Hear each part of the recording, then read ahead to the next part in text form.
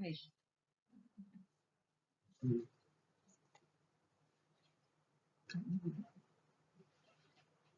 Welcome. I am Dr. Welcome.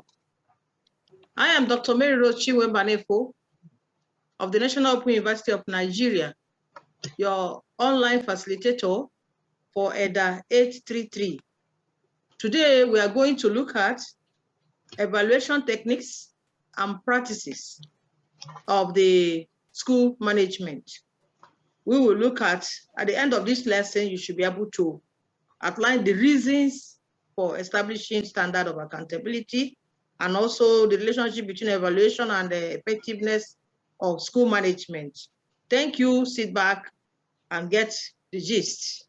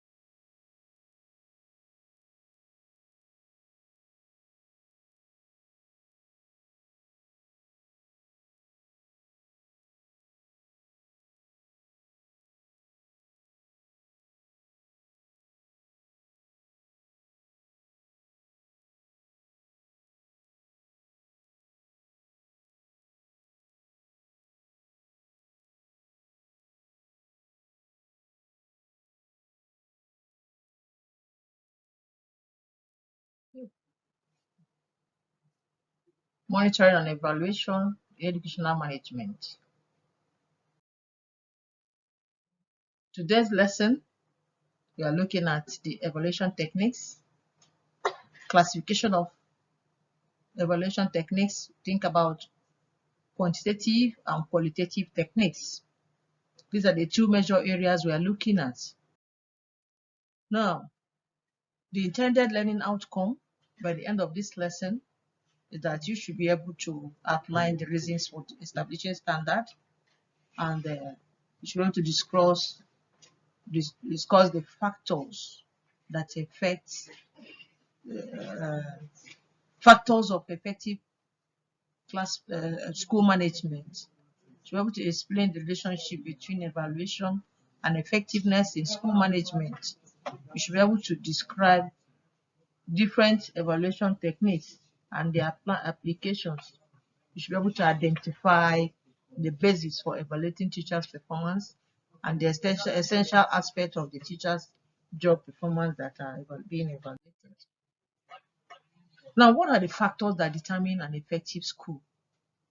The school that has a well-organized, the school that is organized to ensure that teaching and learning take place, a school that has good curriculum. The curriculum, the head of the school ensures that the school activities are in line with the calendar, the syllabus, the lesson notes, the library books are all available. PTA, the Parent-Student Association of the school, exists and they meet regularly. Staff meeting, all the departments meet regularly.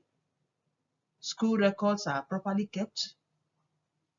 The school that have school accounts properly kept.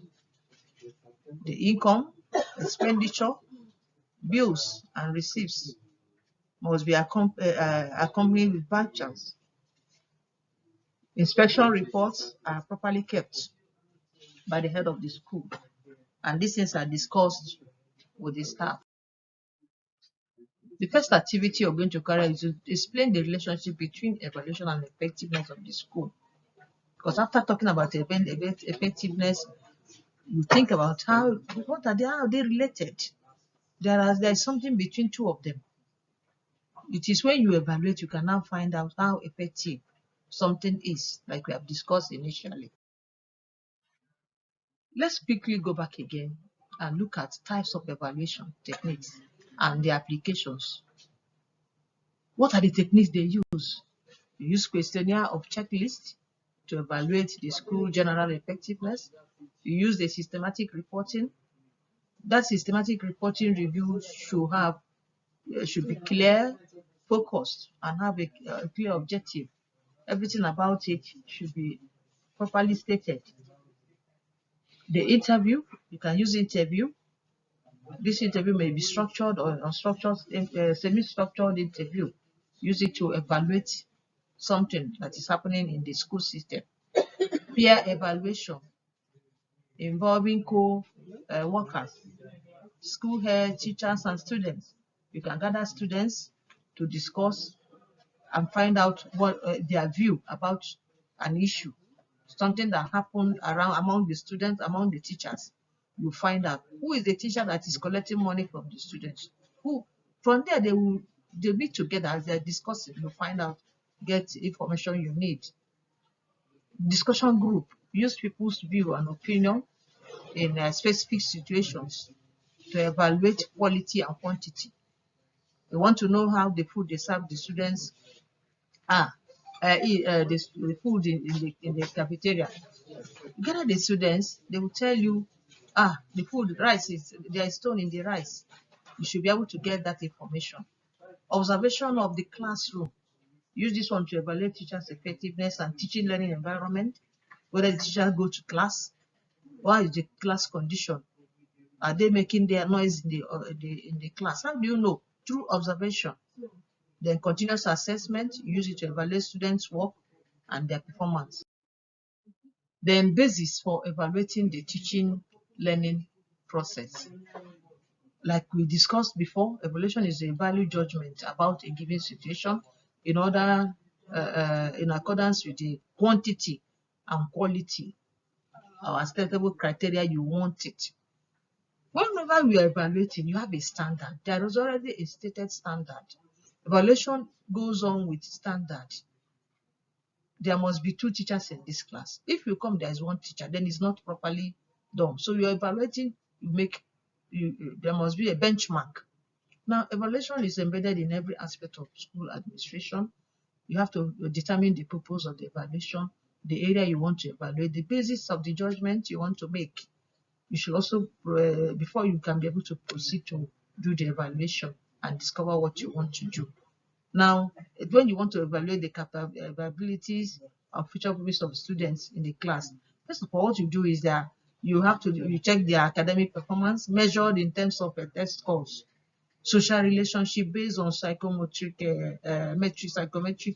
tests, and their behavior as described in the KEEP. The criteria for what are now the criteria for evaluating teachers' performance? The evaluator or supervisor determines the criteria. Is he looking for teachers' personal traits, personal qualities, physical and emotional readiness to teach, enthusiasm and alertness? These are the things he's going to check.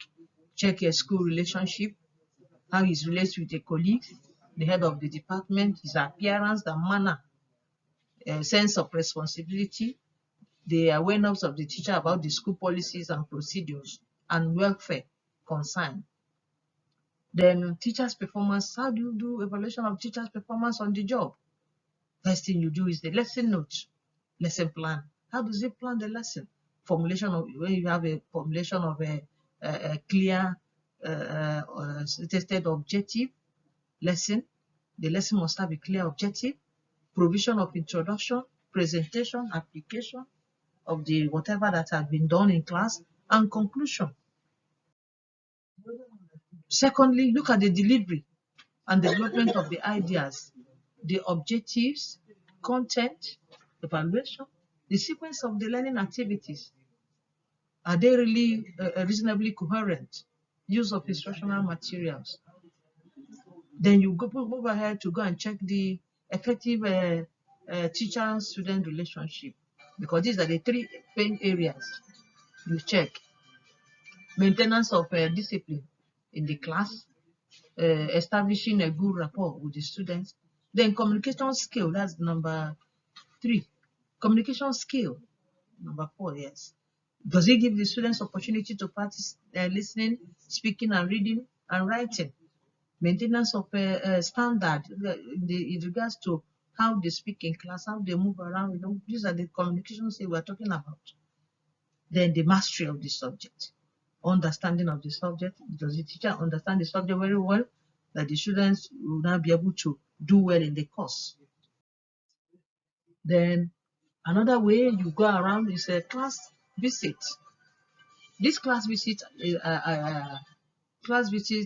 is a very, very important aspect of evaluating teachers' performance, as visits are carried out by the school head. It's not for supervision, because when it comes to supervision, the student teachers, some of them will be jittering. Maybe you have come to collect information from them. So you have to know that. Now, the components, let us quickly summarize the components of an effective school. The major characteristics of an effective school is that we have sound teaching and learning, school organizational structure, good personal relationship, effective guidance and counseling, good school echo. That's what you have. So the final activity you're going to carry out is this. Take it down and note it, work on it. During the forum, you're going to have something to put down. What are the techniques for evaluating the following? Teachers' class performance, checking of student stationery, textbooks, and class control, the quality and quantity of food available and served in school, students and teachers' potential. Thank you for listening.